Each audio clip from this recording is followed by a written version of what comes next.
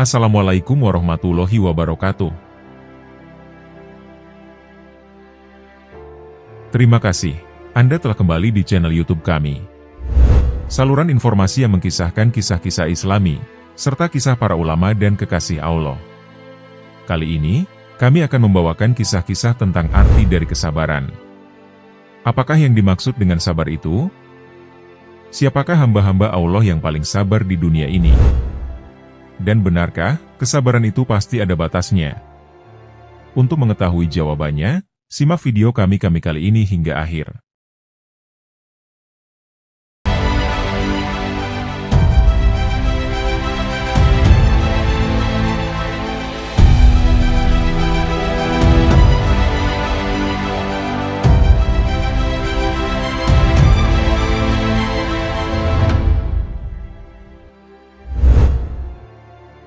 Seringkali dalam hati kita bertanya-tanya, sampai di mana harus bersabar?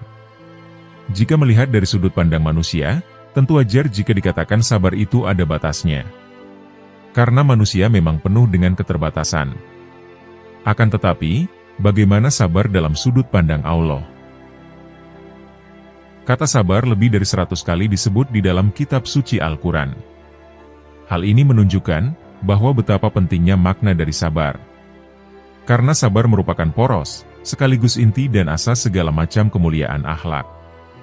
Dan pada hakikatnya, kesabaran itu tidak memiliki batas. Seperti firman Allah Ta'ala dalam Quran Surat Az-Zumar, ayat 10. Sesungguhnya hanya orang-orang yang bersabarlah, yang dicukupkan pahala mereka tanpa batas. Namun Allah Ta'ala dengan kasih sayang pada umatnya, menjadikan sabar dan sholat sebagai penolong kita, karena Allah Subhanahu wa Ta'ala menyertai orang-orang yang sabar. Dan Allah mencintai orang-orang yang sabar. Quran Surat Ali Imran, ayat 146. Orang yang mengaku beriman sudah pasti memiliki sifat sabar bersama dirinya. Hal itu merupakan bukti kebenaran atas iman yang dimilikinya. Seperti dikatakan pada Quran Surat Al-Baqarah, ayat 177. Dan orang-orang yang sabar dalam kesempitan, penderitaan, dan dalam peperangan, mereka itulah orang-orang yang benar imannya, dan mereka itulah orang-orang yang bertakwa. Tetapi dalam kehidupan manusia yang kita tahu, selalu ada dua sisi yang saling bertolak belakang. Ada bahagia dan sengsara, sehat dan sakit, kaya dan miskin, cerdas dan bodoh, dan lain sebagainya. Garis kehidupan juga seringkali tidak sesuai dengan keinginan dan harapan kita. Musibah, ujian, cobaan, kendala, tantangan, dan hambatan, kerap menghadang atas apa yang jadi impian kita. Maka disinilah kesabaran kita akan diuji, dan seberapa mampukah kita saat menghadapinya. Tetapi jangan khawatir, karena Allah juga tidak akan semena-mena, dalam memberikan pelajaran kehidupan kepada para umat-umatnya. Karena sejatinya dalam menjumpai masalah, memang dibutuhkan kesabaran dalam menghadapinya. Sebab kesabaran merupakan suatu kemampuan untuk menerima, mengolah, dan menyikapi kenyataan. Artinya, sabar adalah upaya menahan diri dalam melakukan sesuatu, atau tidak melakukan sesuatu, untuk mencapai ridhonya Allah Subhanahu wa Ta'ala. Maka marilah kita melatih kesabaran pada diri ini. Karena orang yang sabar adalah orang yang mampu menempatkan diri, dan bersikap optimal dalam setiap keadaan. Jangan takut sendirian, karena Allah selalu bersama kita, dan mintalah pertolongan dalam setiap sujudmu. Jadi ketahuilah, bahwa sabar bukanlah sebuah bentuk keputusasaan, tapi merupakan optimisme yang terukur. Saat kita berhasil melalui semua cobaan dengan kesabaran, maka kita akan mendapatkan nikmat, sesuai dengan yang Allah janjikan dalam Surat Al-Baqarah, ayat 155. Dan sungguh akan kami berikan cobaan kepadamu, dengan sedikit ketakutan, kelaparan, kekurangan harta, jiwa, dan buah-buahan. Dan berikanlah berita gembira kepada orang-orang yang sabar.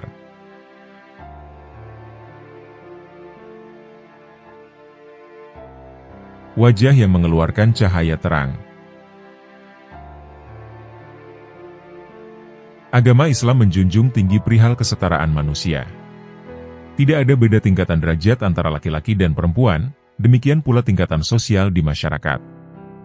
Mereka yang berstatus sebagai pejabat dengan pekerja, atau anak buah, hakikatnya mereka semua adalah sama. Semua sangat ditentukan oleh kualitas takwa dan amalia hariannya. Dalam kitab Irsyadul Ibad halaman 31, terdapat sebuah hikayat menarik tentang sabar dan musibah. Kisah tersebut diriwayatkan oleh Imam Al-Yafi, dari Abu Al-Hasan As-Sarraj. Sosok Abu Hasan As-Sarraj termasuk Al-Imam Al-Muhaddis, salah seorang perawi dan penghafal ribuan hadis. Beliau juga dikenal dengan Imam Al-Hakim, sebagai seorang yang banyak melakukan ijtihad dan tekun dalam beribadah. Abu Hasan As-Sarraj berkisah, suatu ketika beliau pernah berhaji di Masjidil Haram. Saat bertawaf di depan Ka'bah, Abu Hasan As-Sarraj bertemu dengan perempuan yang wajahnya terang bercahaya. Karena refleks, Abu Hasan As-Sarraj kemudian berkata, "Demi Allah, sungguh tak pernah kujumpai seumur hidupku hingga saat ini, seseorang yang wajahnya terang seperti orang ini. Pasti ia sangat sedikit sekali murung dan bersedih." Tidak disangka, perempuan tersebut mendengar ucapan Abu Hasan As-Sarraj.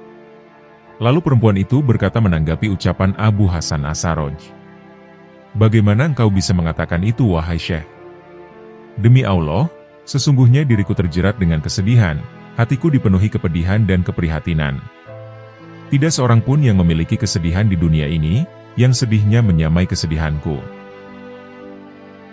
Abu Hasan As-Sarraj kemudian berkata kepadanya, "Bagaimana hal itu bisa sampai terjadi kepadamu?"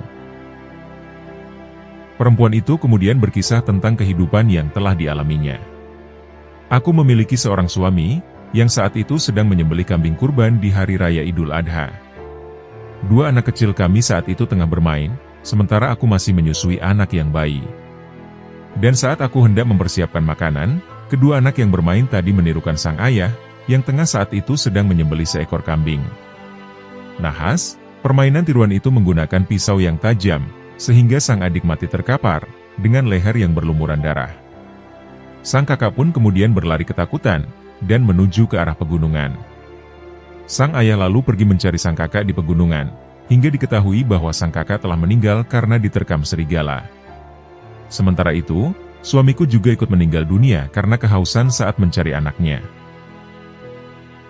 Di tengah kalut dalam kesedihan, aku meletakkan bayiku tanpa pengawasan oleh siapapun. Dan tanpa sepengetahuanku, ia bergerak merangkak di dapur, dan hendak meraih sebuah periuk yang berisi air mendidih. Akhirnya si bayi mampu meraih kuali, hingga air mendidih tumpah di tubuh bayiku. Dagingnya melepuh, hingga sangat tampak sebagian tulang belulangnya. Bayiku pun meninggal dunia saat itu juga. Aku pun sangat bersedih dengan rentetan cobaan ini. Hingga pada akhirnya, kabar peristiwa ini juga sampai kepada anak perempuanku yang sudah menikah.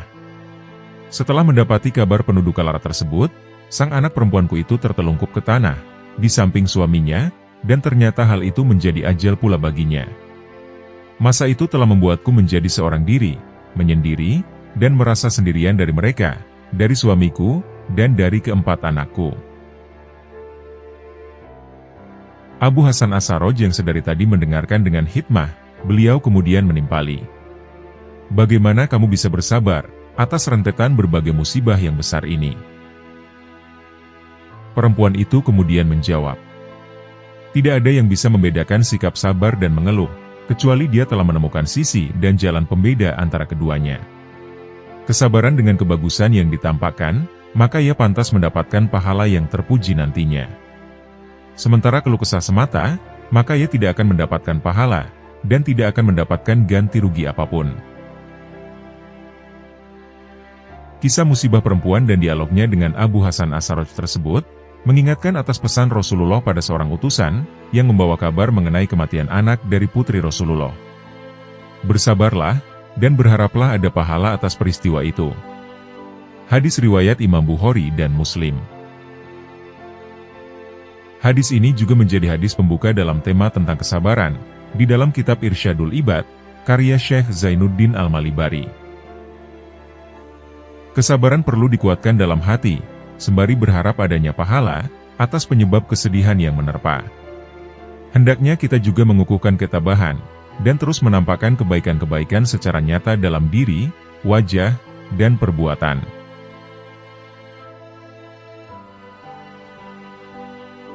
Kisah orang miskin yang berbagi makanan. Berikut ini adalah cerita tentang keluarga miskin yang sedang kelaparan. Sebenarnya, sepasang suami istri bersama anak-anaknya tak akan kelaparan, karena mereka memiliki makanan, meski jumlahnya juga tak banyak. Pada suatu hari, sang ibu sudah menyediakan makanan di meja makan. Namun, ketika keluarga ini hendak menyantap makanan tersebut, tiba-tiba pintu rumah mereka ada yang mengetuk. Ternyata, mereka kedatangan keluarga miskin lain yang sedang kelaparan. Kemudian sang suami yang bertakwa kepada Allah Subhanahu wa Ta'ala, menyuruh istrinya untuk memberikan seluruh makanan kepada keluarga miskin tersebut. Sehingga pada malam harinya, anak-anak mereka sudah mengeluh kelaparan. Sang istri juga sudah bertanya kepada suaminya, tentang makanan yang bisa digunakan sebagai pengganjal lapar. Pada malam dini, suami ini hari berangkat ke masjid, untuk melaksanakan sholat tahajud. Dia berdoa meminta makanan kepada Allah, dan doa saat itu juga ternyata dikabulkan oleh Allah Subhanahu wa Ta'ala. Ternyata, pada saat itu dia didatangi seorang raja, yang sudah sepekan ingin bertobat kepada Allah Subhanahu wa Ta'ala. Sang raja bingung mau pergi kemana. Akhirnya pada malam tersebut, dia pergi dengan membawa sekantong uang emas, dan sekantong makanan terbaik dari istana. Dia kemudian berserah kepada Allah Subhanahu wa Ta'ala. Sang raja kemudian pergi menggunakan kuda, tanpa memakaikan tali untuk menuntun kuda tersebut. Ternyata, kuda itu mampir ke masjid, tempat di mana kepala keluarga miskin itu sholat tahajud. Raja itu kemudian mendengar keluh kesah dari kepala keluarga itu, dan seketika memberinya sekantong emas, serta makanan yang dibawanya dari istana. Sejak awal keluar membawa hartanya, raja tersebut memang sudah berniat sedekah. Namun, kepada siapa dia bersedekah, raja itu berserah dan ternyata Allah Subhanahu wa Ta'ala menggiringnya ke arah masjid tersebut. Dari cerita ini menganjurkan kepada umat muslim, agar selalu meminta pertolongan kepada Allah Subhanahu wa Ta'ala, tanpa harus menunggu sampai diberi cobaan.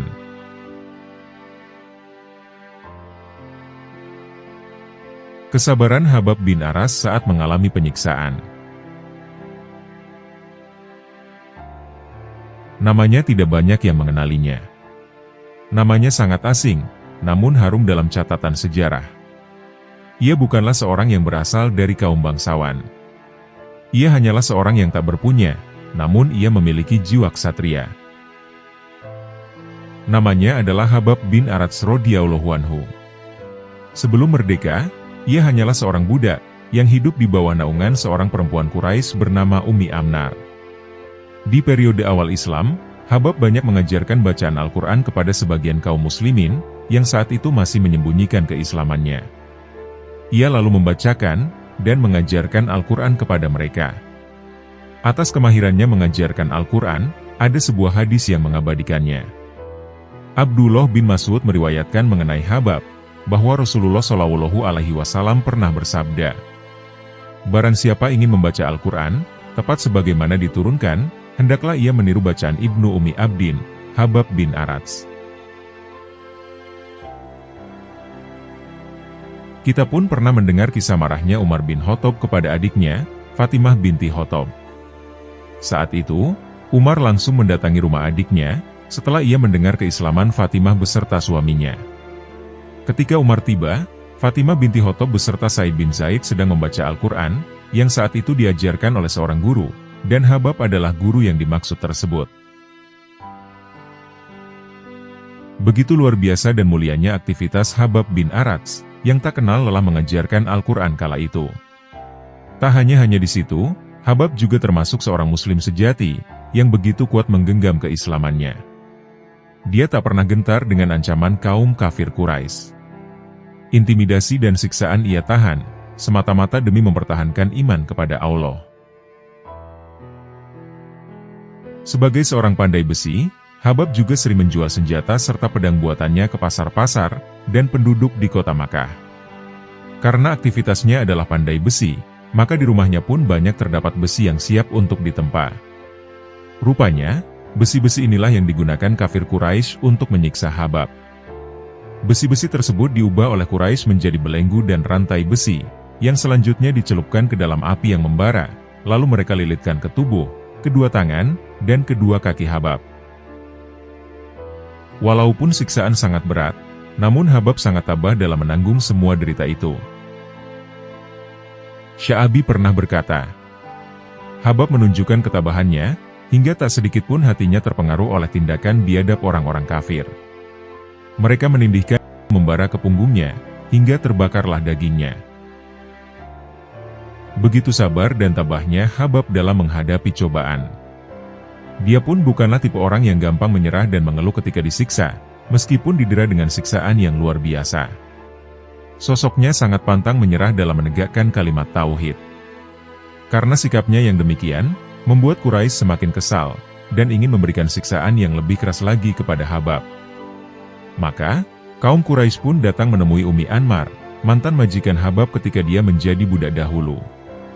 Tak perlu negosiasi lama, Ummi Anmar langsung bertindak menyiksa bekas budaknya itu.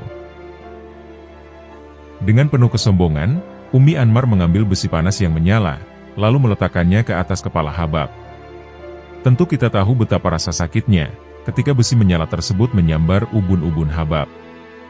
Akan tetapi, dengan segala kekuatannya Habab tidak berteriak, meraung, ataupun mengeluh, ketika siksaan itu diterimanya. Dia menahan nafas sedalam-dalamnya, agar tak mengeluarkan suara. Dia tak ingin respon kesakitannya nampak, dan didengar oleh para penyiksanya. Sebab jika hal itu dilakukan, menurutnya dapat membuat para algojo tersebut merasakan kepuasan, atas keberhasilan mereka menyiksanya. Dalam kesehariannya, kafir Quraisy begitu memendam kebencian yang mendalam kepada kaum muslim. Siksaan demi siksaan keji amat lazim dijalankan. Tak ada rasa belas kasihan ataupun peri kemanusiaan. Umat muslim kala itu hidup dalam rasa kekhawatiran. Karena banyaknya siksaan, suatu hari Habab beserta sahabatnya pergi menemui Rasulullah. Mereka lalu berkata Nabi Muhammad, "Wahai Rasulullah, tidakkah Anda hendak memintakan pertolongan bagi kami?" Rasulullah Shallallahu Alaihi Wasallam pun duduk, lalu beliau bersabda, "Dahulu sebelum kalian, ada seorang laki-laki yang disiksa, tubuhnya dikubur kecuali leher ke atas. Lalu diambilnya sebuah gergaji, untuk memotong bagian tubuh atasnya tersebut. Akan tetapi, siksaan yang demikian itu tidak sedikit pun dapat memalingkannya dari agamanya. Ada pula yang disikat antara daging dan tulang-tulangnya dengan sikat besi, tetapi hal itu juga tidak dapat menggoyahkan keimanannya. Sungguh, Allah akan menyempurnakan hal tersebut, hingga setiap pengembara yang bepergian dari Sona'a ke Hadramaut, tiada takut kecuali pada Allah Azza wa Jalla." Selepas Rasulullah bersabda seperti itu, maka makin mantaplah keimanan di hati Habab, dan para sahabat-sahabat lainnya. Hal itu ia buktikan dengan tetap istiqomah menggenggam Islam, hingga di akhir hayatnya. Ketika menjadi khalifah, Umar bin Khattab meminta Habab menceritakan kembali penderitaannya, yang pernah dialami Habab dahulunya. Sayyidina Habab radhiyallahu anhu kemudian berkata, "Lihatlah yang ada punggungku ini." Begitu Sayyidina Umar radhiyallahu anhu melihat punggungnya, dia kemudian berseru, "Belum pernah aku melihat punggung yang luka separah ini." Sayyidina Habab radhiyallahu anhu berkata, "Aku bara api yang menyala, sehingga imak dan darah yang mengalir dari punggungku, yang menetes memadamkan bara api itu." Setelah Islam jaya, dan pintu-pintu kemenangan terbuka ibar, Sayyidina Habab radhiyallahu anhu menangis. "Saya khawatir penderitaan-penderitaan kita untuk agama telah dibalas di dunia, sehingga tidak ada balasan lagi di akhirat." Sayyidina Habab radhiyallahu anhu bercerita, suatu ketika baginda Nabi Muhammad Shallallahu Alaihi Wasallam sholat begitu panjang, tidak seperti biasanya. Lalu, ada seorang sahabat yang bertanya tentang sholatnya itu. Baginda Nabi Muhammad Shallallahu Alaihi Wasallam kemudian menjawab, "Ini adalah sholat yang penuh harap dan takut. Aku mengajukan 3 permintaan kepada Allah Subhanahu wa Ta'ala. 2 telah dikabulkan, dan yang satunya lagi ditolak. Yang pertama, aku memohon agar umatku tidak dimusnahkan dengan kelaparan, dan Allah Subhanahu wa Ta'ala mengabulkan doa ini. Yang kedua, aku meminta agar umatku tidak dikuasai oleh musuh yang akan menghabisinya, dan Allah Subhanahu wa Ta'ala pun mengabulkan doa ini. Dan yang ketiga, aku meminta agar tidak ada pertikaian di antara umatku, akan tetapi Allah Subhanahu wa Ta'ala tidak mengabulkan doa ini. Sayyidina Habab radhiyallahu anhu wafat pada tahun ke-37 Hijriah. Beliau adalah sahabat Nabi yang pertama kali dimakamkan di Kufah. Setelah wafatnya, Sayyidina Ali radhiyallahu anhu pernah melewati kuburnya, dan berkata, "Semoga Allah Subhanahu wa Ta'ala merahmati Habab." Dengan senang hati ia memeluk Islam, dengan sukarela ia berhijrah, dan untuk berjihad ia menghabiskan umurnya, serta ia telah menahan bermacam-macam penderitaan untuk agama. Penuh berkahlah orang yang selalu mengingat hari kiamat, dan bersiap-siap untuk menghadapi hari hisab. Dia merasa cukup dengan harta seadanya, dan ia membuat ridho Tuhannya.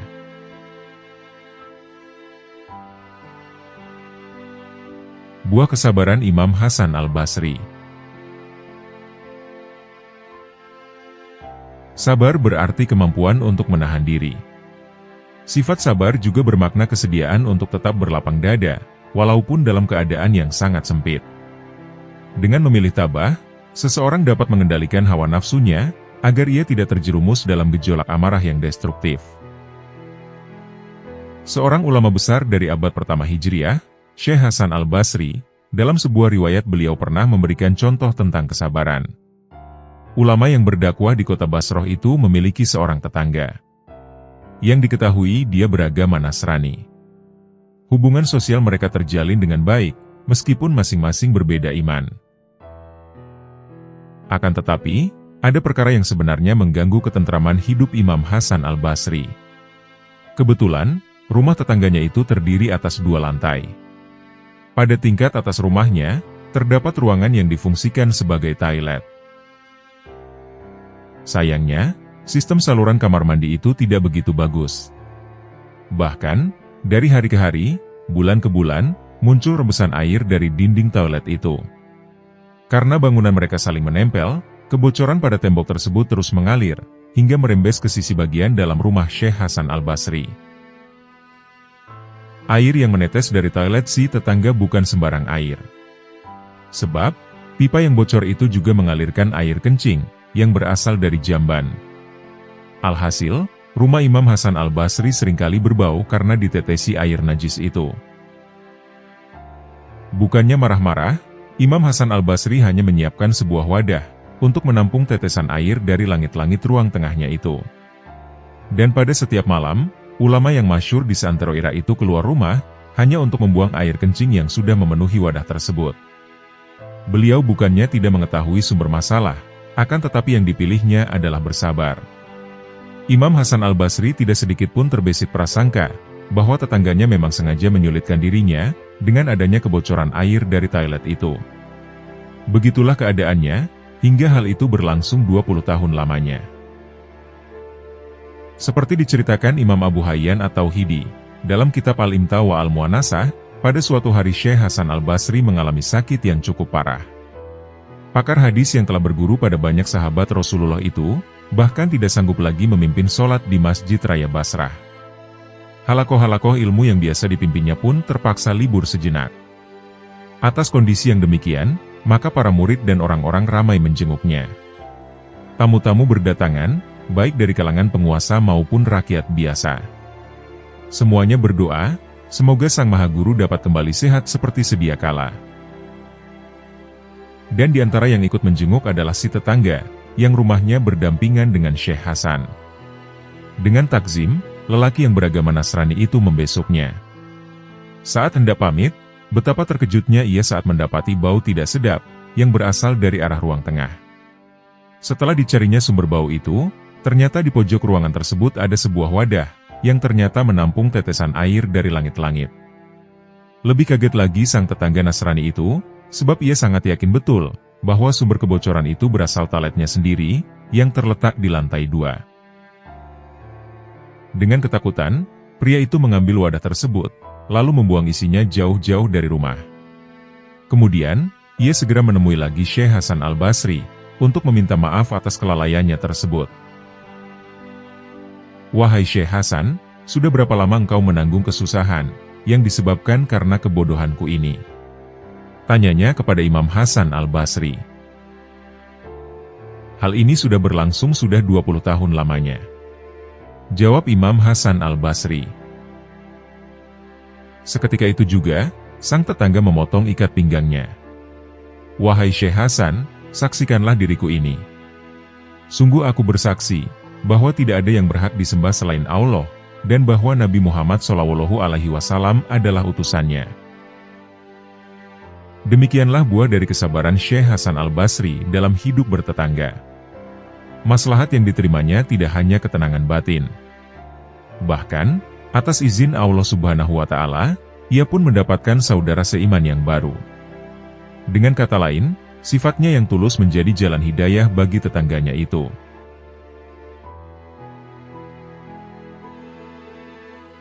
Kisah kesabaran saat Ibnu Abbas dihina. Abdullah bin Abbas pada suatu ketika pernah mendapat cobaan. Tiba-tiba saja dia dicaci tanpa sebab, oleh seseorang di jalanan yang memang tak suka dengannya. Namun begitu, Ibnu Abbas lantas tak marah atas cacian yang diarahkan kepadanya. Ibnu Abbas justru bertanya kepadanya, apakah caciannya itu sudah selesai? Maka, orang itu malah menambah caciannya, ketika ia menyadari bahwa Ibnu Abbas menggunakan jubah baru yang indah.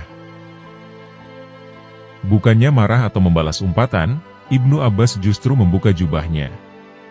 Dia kemudian memberikan jubah itu, sebagai hadiah kepada orang yang telah mencacinya. Orang yang mencaci itu kemudian malu, sampai kemudian dia justru menjadi murid dari Ibnu Abbas.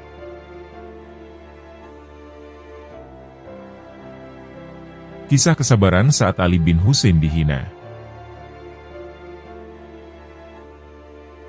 Ali bin Husain merupakan cucu dari Nabi Muhammad SAW.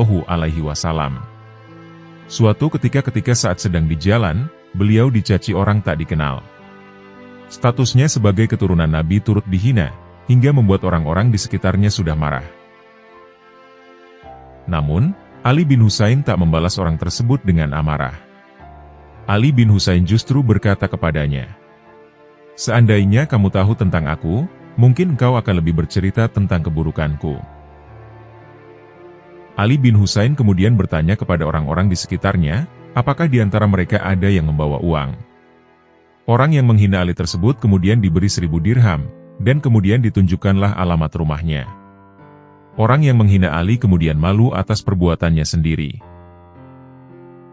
Dari cerita tadi mengungkap sebuah pelajaran, bahwa ketika terpancing emosi, maka umat muslim hendaknya tetap bisa mengendalikan emosinya. Saat terpancing emosi, tetap kontrol, tenang, jangan dibalas, karena itu tidak ada gunanya, dan hanya membuat hidup tidak tenang.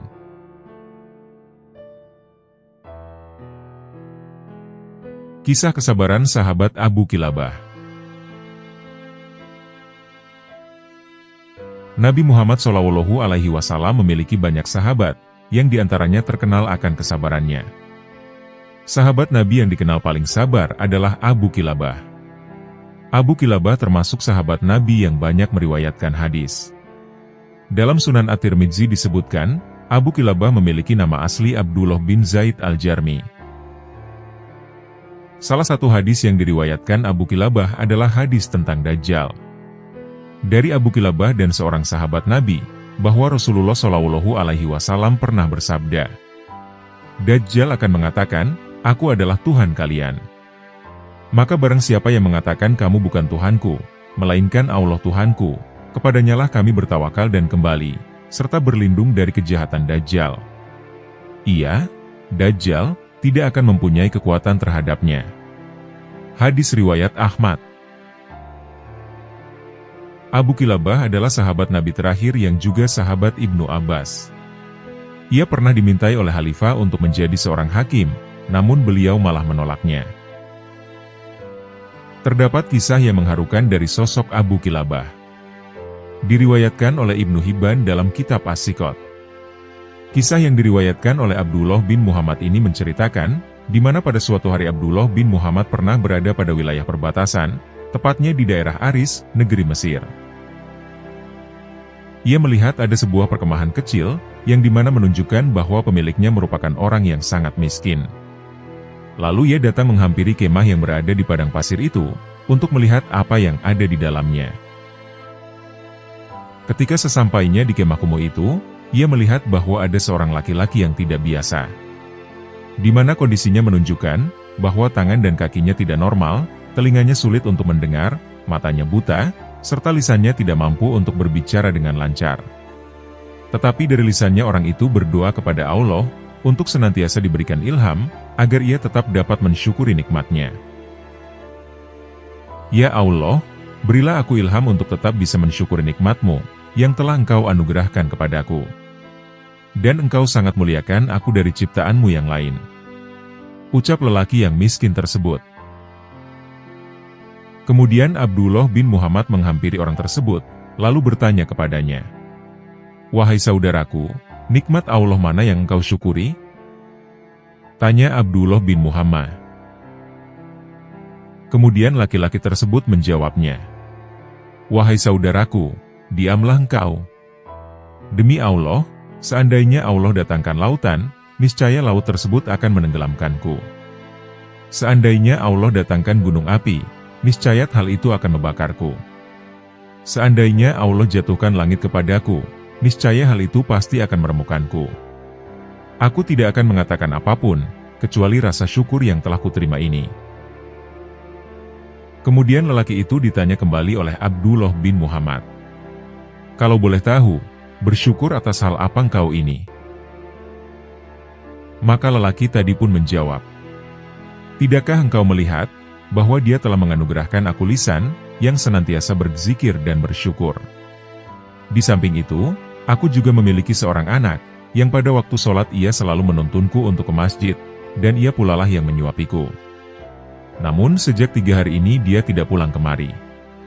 Bisakah engkau tolong carikan, dia manakah dia sekarang berada?" Mendengar apa yang dikatakan oleh lelaki pemilik kemah itu, akhirnya Abdullah bin Muhammad pergi untuk membantu mencari anak laki-laki itu. Dan setelah beberapa saat mencari, ia mendapati ada seorang jenazah yang tubuhnya dikelilingi oleh singa buas. Ternyata, anak dari laki-laki tersebut telah meninggal dunia akibat dimakan oleh singa. Abdullah pun menjadi bingung, dan harus dengan bagaimana memberitahu kepada sang laki-laki. Dia pun balik untuk menemui laki-laki itu, lalu berkata kepadanya, "Wahai saudaraku, sudahkah engkau mendengar kisah tentang Nabi Ayub?" Maka laki-laki miskin tadi menjawab, "Iya, aku mengetahui tentang kisahnya." Kemudian lelaki tadi ditanyanya kembali, "Sesungguhnya Allah telah memberinya cobaan dalam urusan hartanya. Lantas, bagaimana keadaannya dalam menghadapi musibah itu?" Maka laki-laki miskin itu kemudian menjawab, "Ia menghadapinya dengan cara bersabar." Abdullah bin Muhammad kembali bertanya, "Wahai saudaraku, Allah telah menguji Ayub dengan kefakiran. Lantas, bagaimana keadaannya setelah itu?" Maka sang laki-laki tadi menjawabnya, "Ia tetap bersabar menerimanya." Tak sampai di situ, Abdullah tetap melontarkan pertanyaan kepada laki-laki tersebut, di mana ia bertanya sekali lagi. Dia pun diuji dengan tewasnya semua anak-anaknya. Lantas, bagaimana keadaannya setelah itu? Lalu masih sama jawaban dari sang laki-laki, yaitu ia tetap menerimanya dengan bersabar. Dan untuk terakhir kalinya, Abdullah bin Muhammad bertanya kepada laki-laki itu. Dia juga diuji dengan penyakit di badannya. Lantas, bagaimanakah keadaannya setelah itu? Sama seperti sebelumnya, laki-laki itu tetap menjawab dengan bersabar, namun kali ini dia berbalik bertanya, "Sekarang katakan padaku, di manakah keberadaan anakku?" Lalu dijawablah oleh Abdullah, bahwa anaknya telah diterkam dan dimakan oleh binatang buas. "Sesungguhnya putramu telah aku temukan di antara gundukan pasir. Jasadnya dalam keadaan telah diterkam, dan dimakan oleh binatang buas. Semoga Allah melipat gandakan pahala bagimu, dan senantiasa menyabarkan engkau." Mendengar kabar putranya yang sudah wafat karena diterkam oleh singa, laki-laki pemilik kemah ini justru mengucap Alhamdulillah. Dia kemudian berkata kepada Abdullah bin Muhammad, Alhamdulillah, yang dia tidak meninggalkan keturunan bagiku yang bermaksiat kepada Allah, sehingga ia bisa saja nantinya diazab dalam neraka. Setelah ia mengatakan hal ini, laki-laki lumpuh tersebut menarik napas panjang, lalu seketika itu meninggal dunia. Abdullah bin Muhammad pun membantu untuk membaringkan jenazahnya. Karena hanya seorang diri, akhirnya jenazah tersebut ditutupi oleh jubah, untuk waktu beberapa saat. Tak lama kemudian, datanglah 4 orang laki-laki yang mengendarai kuda. 4 laki-laki tersebut langsung bertanya, apa yang telah terjadi kepadanya. Maka Abdullah langsung menceritakan, atas apa yang telah dialaminya, dan meminta bantuan untuk membantu mengurus jenazahnya laki-laki tadi. Keempat orang ini pun bertanya-tanya, siapakah jenazah yang meninggal ini? Abdullah pun menjawab, bahwa ia tidak tahu identitasnya, karena ia hanya melihat laki-laki tersebut dalam keadaan sakit dan lemah. Kemudian 4 laki-laki ini meminta, agar penutup wajah jenazah tersebut dibuka. Dan setelah dibuka, keempat laki-laki ini pun kaget, hingga mereka semua mencium dan menangisinya. Lalu mereka berempat kemudian berkata, Subhanallah, wajah yang senantiasa bersujud kepada Allah. Mata yang selalu menunduk, atas apa yang diharamkan Allah Ta'ala. Tubuhnya selalu sujud, tatkala orang-orang dalam keadaan tidur. Abdullah pun menjadi penasaran dan bertanya, apakah mereka mengenali jenazah ini? Maka keempat laki-laki ini pun menjawab, bahwa jenazah yang telah meninggal itu merupakan Abu Kilabah, salah satu dari sahabat Rasulullah SAW. Abu Kilabah pernah diminta untuk menjadi seorang hakim, namun tawaran tersebut ia tolak. Padahal, jabatan seorang hakim merupakan jabatan yang sangat mulia pada saat itu, tetapi Abu Kilabah justru menolaknya. Dan ia malah memilih pergi ke wilayah Mesir, hingga ia wafat dalam keadaan seperti itu. Setelah itu, Abdullah bin Muhammad beserta keempat laki-laki mengurusi jenazahnya tersebut. Mereka lalu memandikannya, mengkafankan, menyolatkan, hingga menguburkannya. Subhanallah, begitu sabarnya sosok Abu Kilabah. Tak hanya sebatas sabar, ia pun selalu bersyukur kepada Allah, atas semua cobaan yang ia dapatkan. Dari kisah ini bisa diambil hikmah, bahwa sebanyak apapun masalah atau cobaan yang terjadi kepada kita, hendaklah kita tetap bersabar. Dan hendaknya kita selalu bersyukur kepada Allah Ta'ala, atas sepercik berkah dan karunia yang telah kita dapatkan.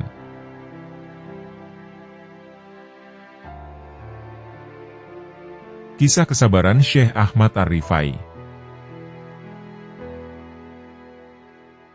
Jalan menuju surga bisa dilalui melalui banyak sebab.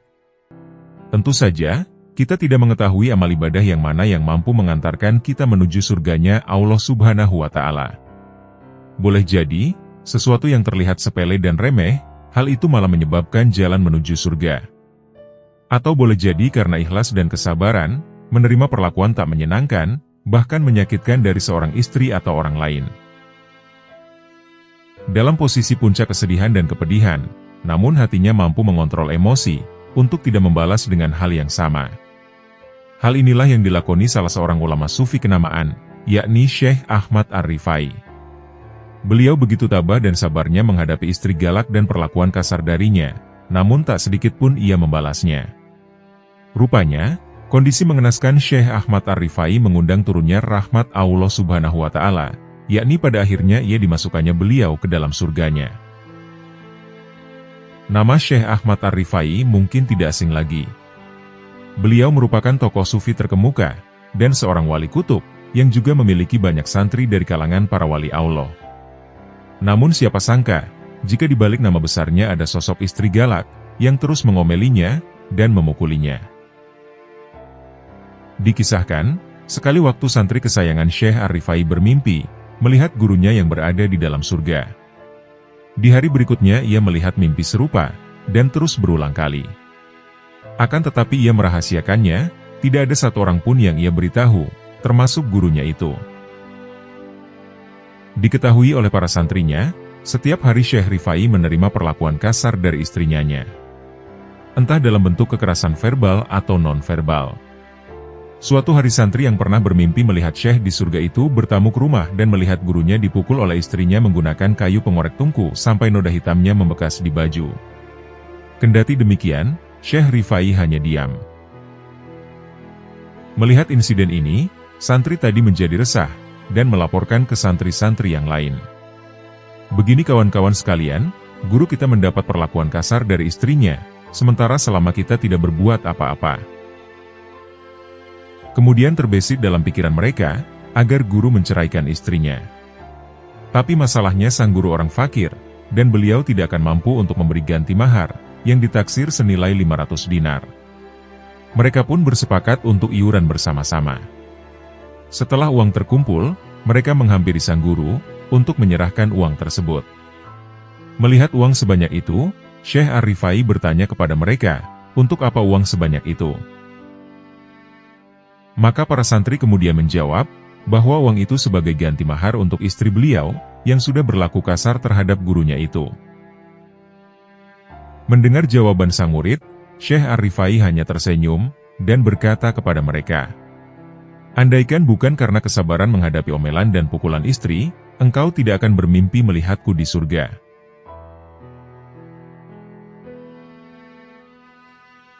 Kisah kesabaran Syekh Abdurrahman Bajalhaban.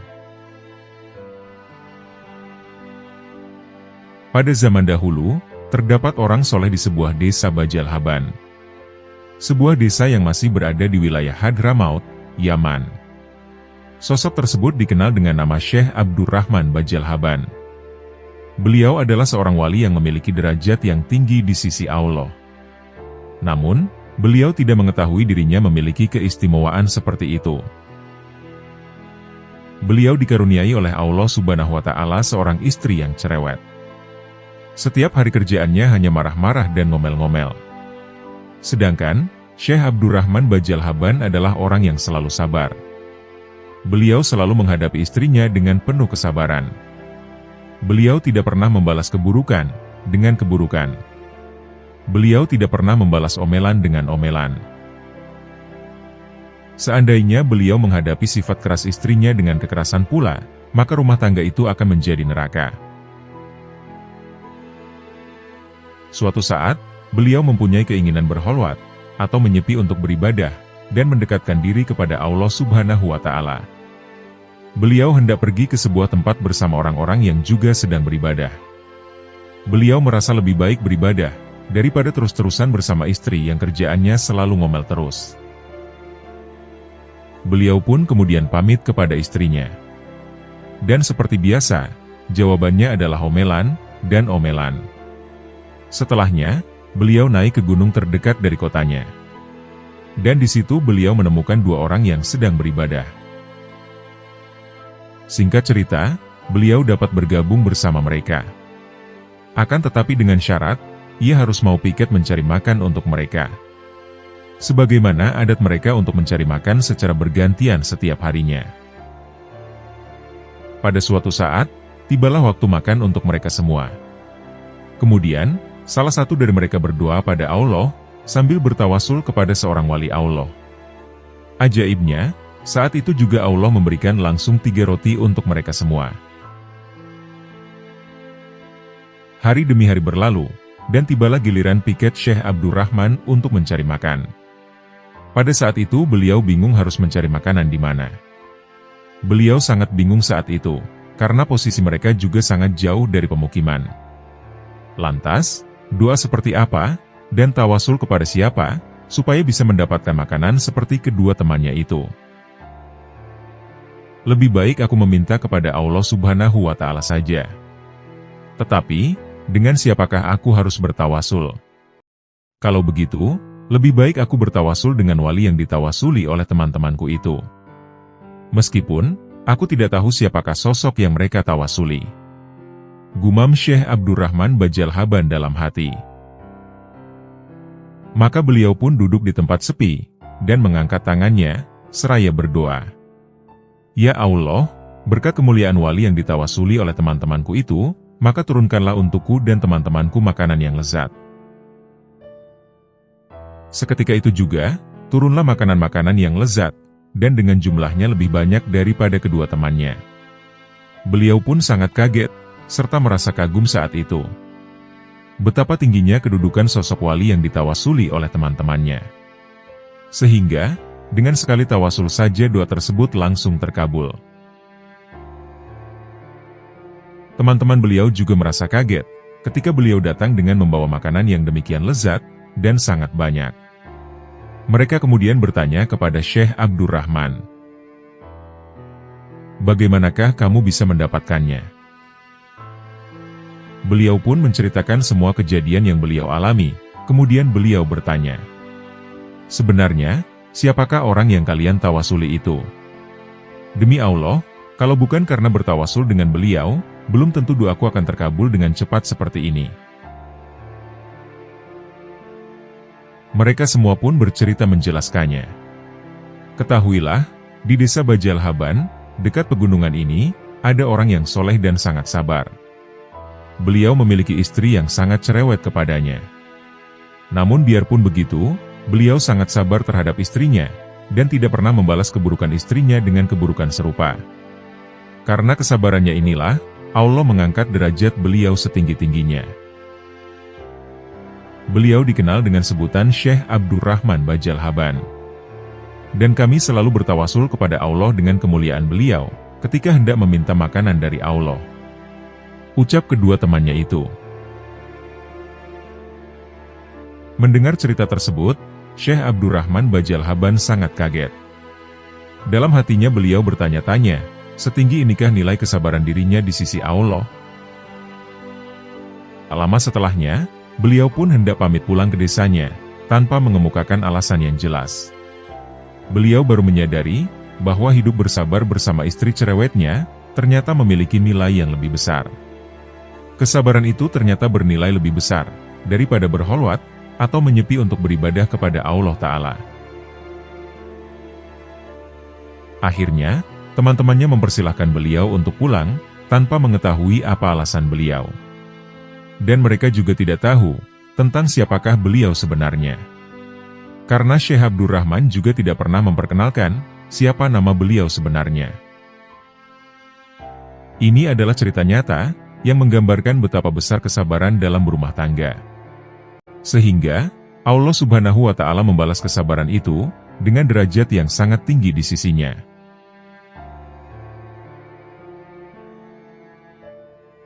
Kisah kesabaran Nabi Ayub alaihi salam.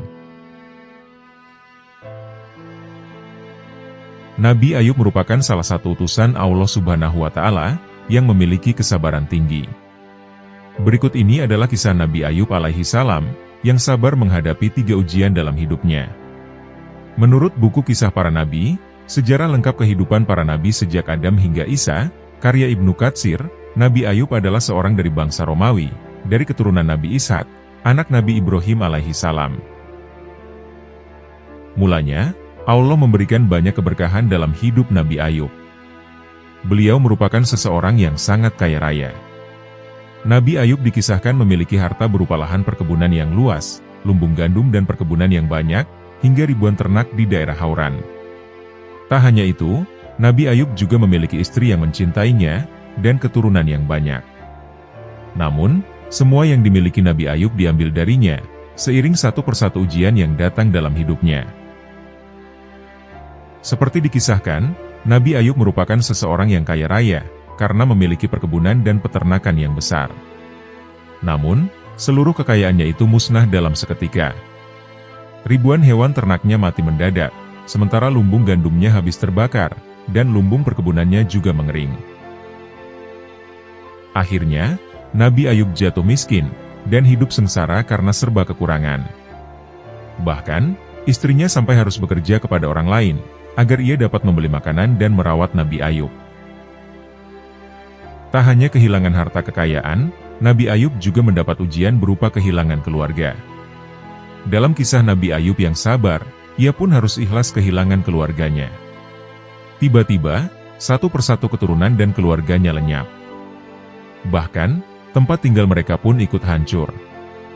Hingga yang tersisa hanya 2 orang saudaranya dan istrinya, yang senantiasa terus setia merawat Nabi Ayub. Setelah harta dan keluarganya hilang, Nabi Ayub mendapat cobaan lain, berupa penyakit gatal-gatal di seluruh tubuhnya. Penyakit ini sangat mengerikan, karena membuat badan Ayub panas dan melepuh. Selain itu, tubuhnya juga terlihat sangat-sangat kurus. Seluruh dagingnya seperti lenyap, sampai yang tersisa hanya tulang dan ototnya saja. Kemudian, badannya juga mengeluarkan bau yang tidak sedap. Hal ini membuat Nabi Ayub sampai diusir oleh para tetangganya. Bahkan, mereka menempatkan Nabi Ayub di tempat pembuangan sampah. Tidak ada seorang pun yang kasihan kepada Nabi Ayub, kecuali istrinya yang setia, karena ia selalu mengingat kebaikan suaminya kepadanya. Nabi Ayub menderita penyakit kulit itu selama 18 tahun. Bagian tubuhnya yang tak sakit hanya tersisa hati dan lidah. Kendati begitu, Nabi Ayub justru semakin sabar dan tabah akan ujian dari Allah Subhanahu wa Ta'ala. Beliau pun menggunakan hati dan lidahnya untuk tetap terus bertasbih kepada Allah Subhanahu wa Ta'ala. Nabi Ayub memanjatkan doa berikut, seperti tertuang dalam surat Al-Anbiya ayat 83. Ya Tuhanku, sesungguhnya aku telah ditimpa penyakit, padahal Engkau Tuhan yang Maha Penyayang, dari semua yang penyayang. Allah rupanya mendengar doa Nabi Ayub saat itu. Allah pun menurunkan wahyunya kepada Nabi Ayub, seperti tertuang dalam surat Shad, ayat 42 berikut ini. Allah berfirman, hantamkanlah kakimu, inilah air yang sejuk untuk mandi dan untuk minum. Seketika tanah yang diinjaknya mengeluarkan sumber air, kemudian yang dapat digunakannya untuk minum dan mandi. Nabi Ayub pun meminum air itu, dan kemudian mandi. Atas izin Allah, seketika seluruh penyakit yang ada di tubuhnya sembuh. Allah juga mengembalikan seluruh harta dan keluarganya yang sempat hilang. Bahkan, Allah melipat gandakan harta dan keturunannya. Setelah itu, Nabi Ayub kembali hidup bahagia bersama istri dan keluarganya. Itulah kisah Nabi Ayub yang sabar menghadapi berbagai ujian dalam hidupnya. Semoga kisahnya menjadi teladan untuk kita semua.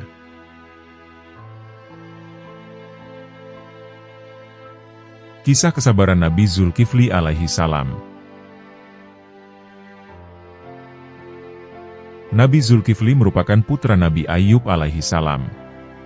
Nama asli Nabi Zulkifli alaihi salam adalah Bashar.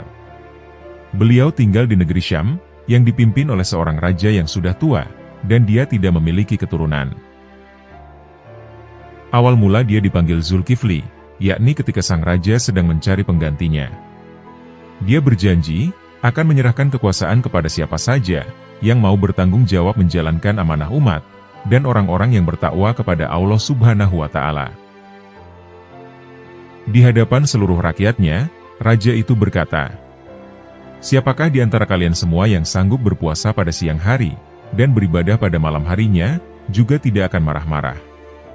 Maka kepadanya akan saya serahkan kerajaan ini, karena saya sudah sangat tua." Ucap sang raja kepada rakyatnya. Lalu pada saat itu berdirilah seorang pemuda bernama Bashar, sambil mengangkat tangan kanannya, dan berkata, "Hamba sanggup menerimanya," tegas Nabi Zulkifli muda.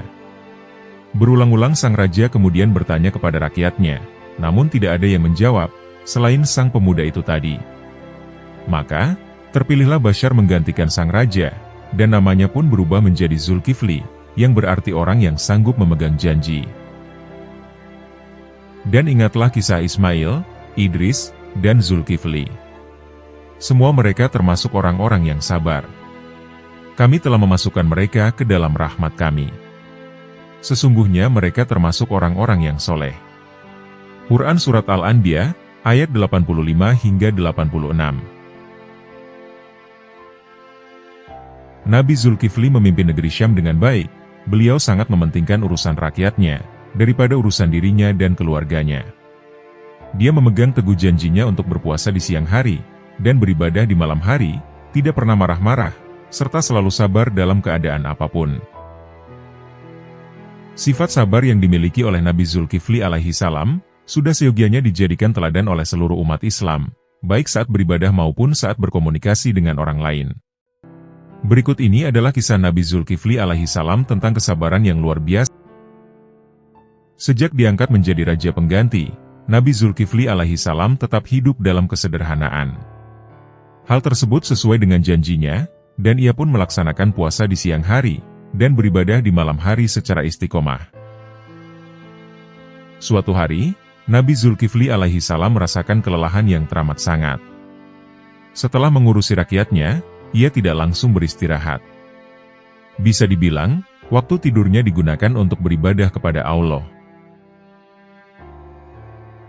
Setelah menjadi raja, Nabi Zulkifli alaihi salam tidak luput dari beragam ujian, termasuk ujian yang datang dari rakyatnya sendiri.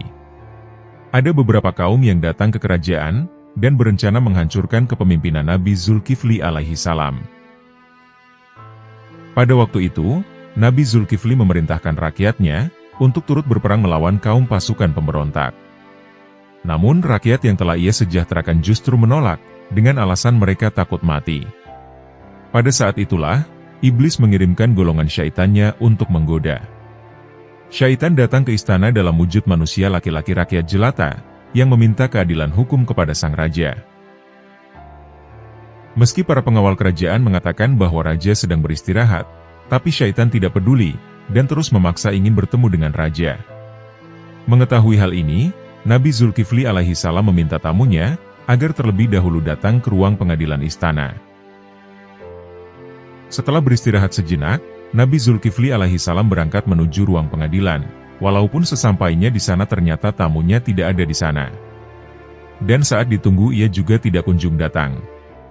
Hal ini terulang kembali pada keesokan harinya, dan Nabi Zulkifli alaihi salam tetap tidak terpancing amarahnya.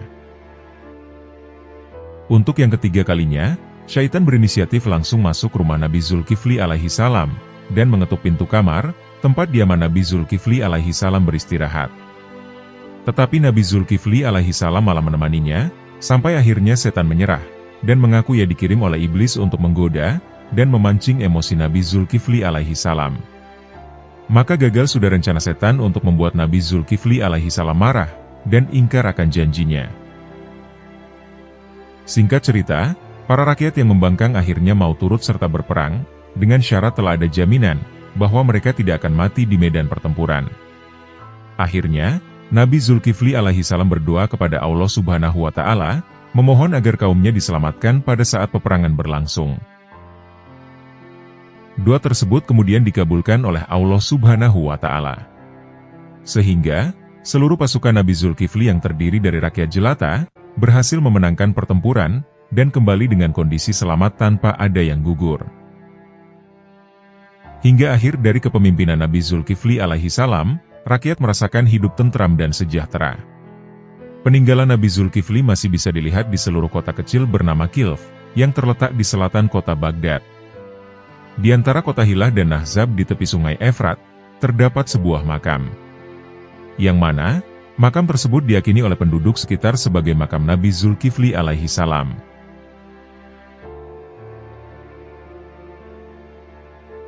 Kisah kesabaran Nabi Musa menghadapi 2 ekor burung. Nabi Musa alaihissalam merupakan salah satu nabi yang memiliki tingkat kesabaran yang luar biasa. Hal ini terlihat dari ujian-ujian yang diberikan Allah Subhanahu wa Ta'ala kepadanya. Terdapat beberapa kisah Nabi Musa terabadikan dalam Al-Quran, seperti dalam surat Al-Qasas, surat Al-Baqarah, dan juga surat Toha.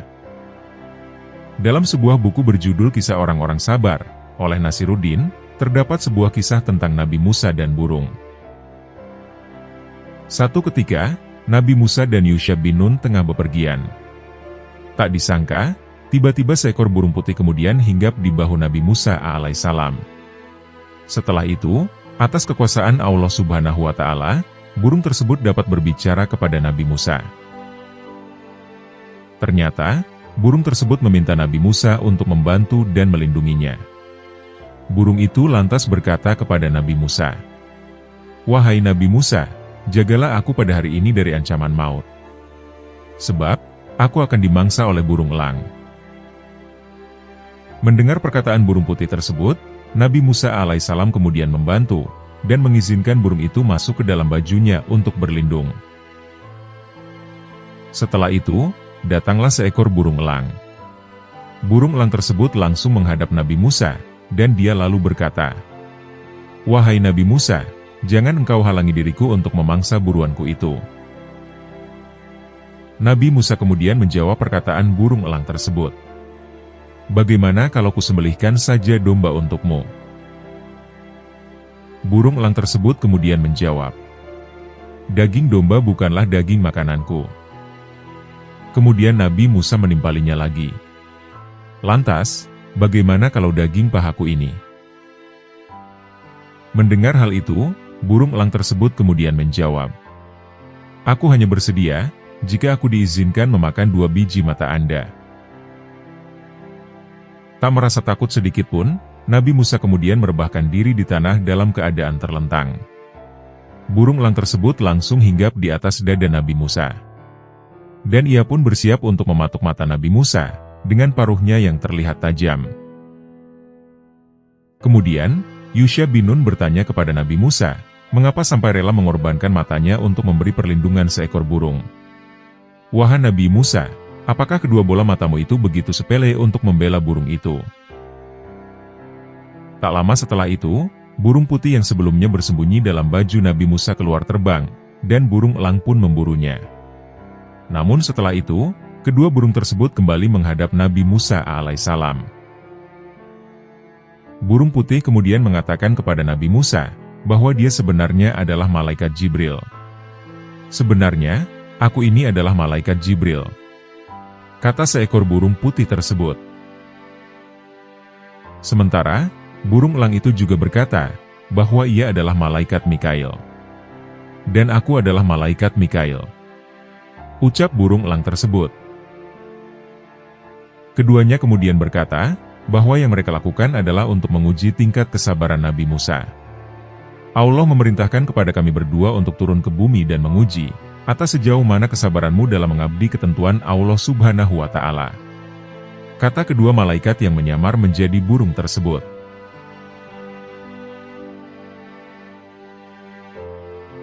Kisah kesabaran dari Imam Muhammad Al-Baqir. Seorang Nasrani bermaksud mengejek-ejek Imam Muhammad bin Ali bin Husain, yang digelari orang dengan panggilan Al-Baqir, atau yang luas pengetahuannya. Orang Nasrani itu berkata kepadanya, "Engkau adalah Bakar." Diketahui, Bakar mempunyai arti dari hewan lembu. Maka Imam Baqir menjawab dengan penuh kelembutan, "Bukan, tetapi saya adalah Al-Baqir." Orang Nasrani tersebut tidak menghiraukan jawaban itu, dan ia malah berkata, "Engkau adalah anak seorang tukang masak. Engkau adalah anak seorang wanita hitam, yang mulutnya berbau busuk." Al-Baqir kemudian menjawab dengan lembut, "Seandainya engkau benar, maka aku doakan semoga wanita itu diampuni oleh Allah. Dan jika engkau bohong, maka aku doakan semoga Allah Ta'ala mengampunimu." Ternyata, sikap lemah lembut dan pemaaf yang dimiliki oleh Imam Muhammad Al-Baqir itu, telah menimbulkan rasa kagum pada diri orang Nasrani tersebut. Sehingga akhirnya dia pun bertaubat, untuk tidak mengulangi lagi perangai buruknya itu, dan menyatakan dirinya masuk ke dalam agama Islam. Diriwayatkan oleh Abu Hurairah radhiyallahu anhu, sesungguhnya Rasulullah Shallallahu alaihi wasallam pernah bersabda, "Kekuatan itu tidak dibuktikan dengan kemenangan yang terus-menerus. Tetapi orang yang kuat adalah orang yang dapat mengendalikan dirinya ketika sedang marah." Hadis riwayat Bukhari dan Muslim. Sesungguhnya Allah bersama orang-orang yang sabar.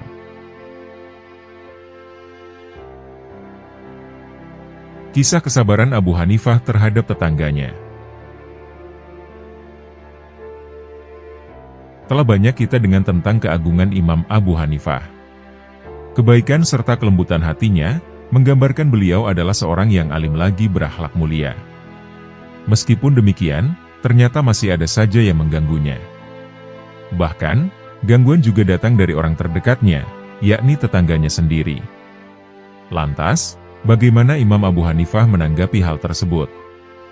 Berikut ini adalah kisah Imam Abu Hanifah bersama tetangganya yang menjengkelkan. Dikisahkan, Imam Abu Hanifah memiliki seorang tetangga yang sering mengganggunya dan menyakitinya. Hampir tiap hari, si tetangga kerap menyombongkan diri, berteriak keras, dan memukuli tiang rumah Imam Abu Hanifah. Kadangkala, saat sang imam sedang duduk bersama murid-muridnya, dan hendak mengawali pembicaraan, si tetangga datang mengetuk-ngetuk tiang majelisnya.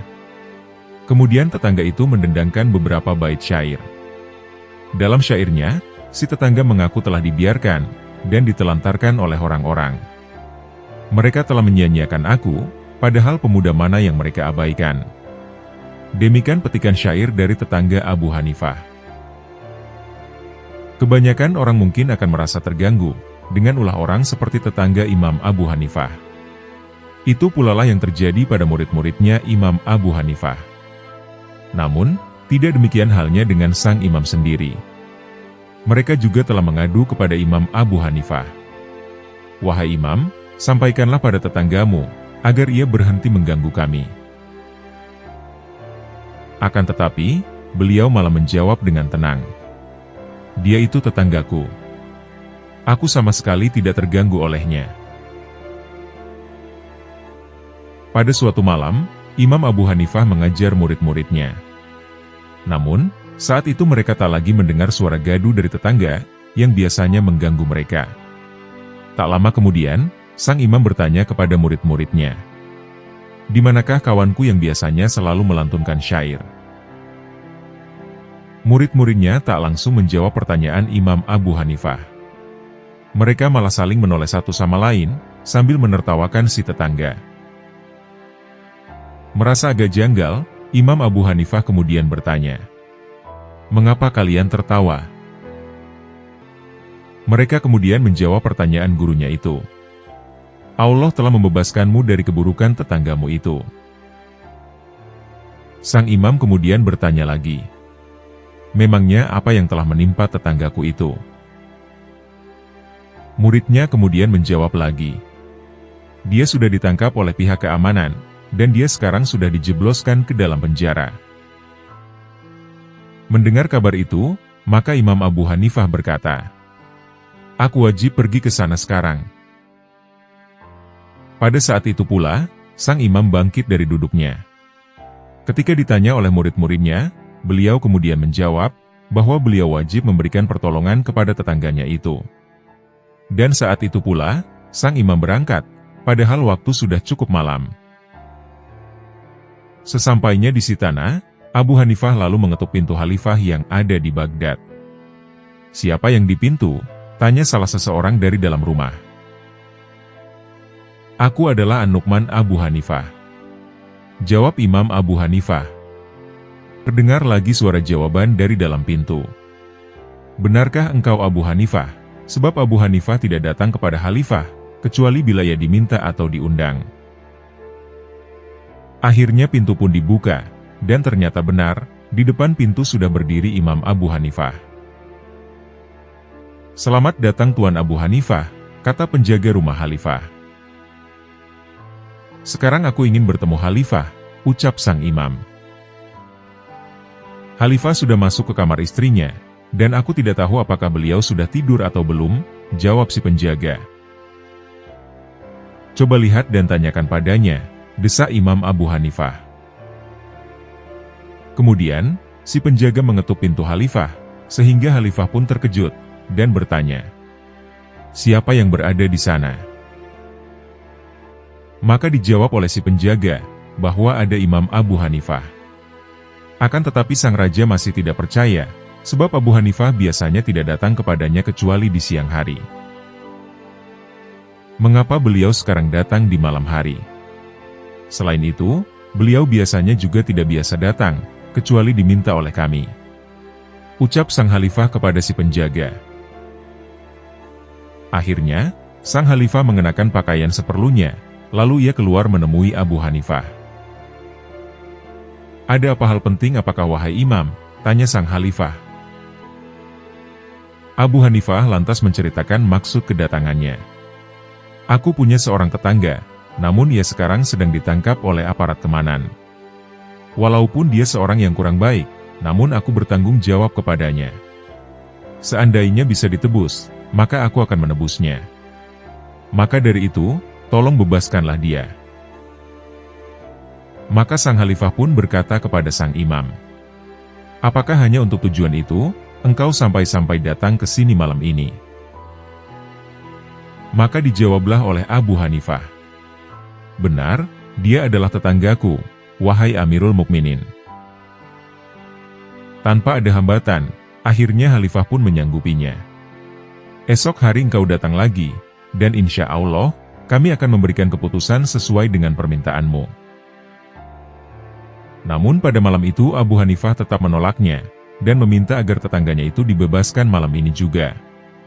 Pada saat itu pula, akhirnya khalifah meminta pembantunya untuk membangunkan penjaga penjara, guna mengeluarkan tetangga Abu Hanifah tadi. Sambil menunggu tetangganya dibebaskan, Abu Hanifah berdiri di depan penjara. Begitu keluar, tetangga lelakinya itu pun disambut oleh Imam Abu Hanifah. Akhirnya, sang imam berhasil pulang membawa laki-laki yang biasa mengganggunya. Di perjalanan, sang imam mendendangkan syair yang biasa dilantunkan tetangganya itu. Spontan si tetangga kemudian menjawab, "Sekarang, tak seorang pun menyia-nyiakanku, dan justru akulah yang telah menyia-nyiakan diriku. Wahai imam, aku bersaksi bahwa aku akan bertobat." Dan sejak itu, si tetangga yang dulunya menjengkelkan itu kemudian berguru kepada Imam Abu Hanifah. Itulah tadi kisah kebesaran hati Imam Abu Hanifah terhadap tetangganya, walaupun tetangganya kerap mengganggu dan berbuat onar. Demikianlah pembahasan kami mengenai kisah-kisah tentang kesabaran manusia. Semoga Allah Subhanahu wa Ta'ala memasukkan kita ke dalam golongan orang-orang yang sabar. Dan semoga dengan apa yang telah kami sampaikan, dapat menambah ketakwaan kita kepada Allah Subhanahu wa Ta'ala. Wallahu a'lam bishawab.